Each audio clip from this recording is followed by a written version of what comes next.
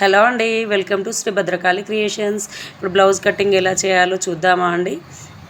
Blouse cutting కోసం ముందుగా blouse యొక్క కొలతలు చూసుకోవాలండి.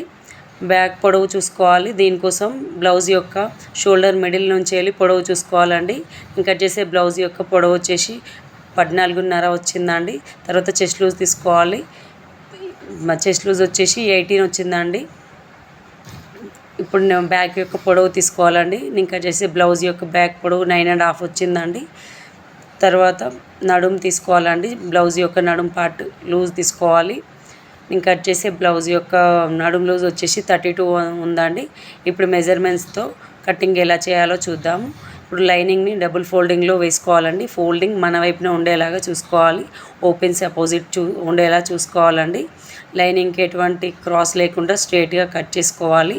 తర్వాత నడుము పట్టి వేయడం కోసం చిన్నగా 1/2 ఇంచులో ఒక లైన్ గీసుకోవాలండి. తర్వాత పొడవు మెజర్ చేసుకోవాలి. 14.5 వచ్చింది కదా అండి. 14.5కి పైన ఖర్చు కోసం ఒక 1/2 ఇంచు షోల్డర్ కుట్టు దగ్గర ఖర్చు కోసం 1/2 ఇంచ్ కలుపుకొని 15 పెట్టుకోవాలి. స్ట్రైట్గా ఒక లైన్ గీసుకోవాలండి. లాస్ట్లో కూడా స్ట్రైట్గా ఒక లైన్ గీసుకోవాలి. ఇప్పుడు వచ్చేసి నడుము లూజ్ వచ్చేసి 34 వచ్చింది కదా అండి. చెస్ట్ లూజ్ వచ్చేసి 36. 34 డివైడెడ్ బై 4 వేసుకోవాలి. 8.5.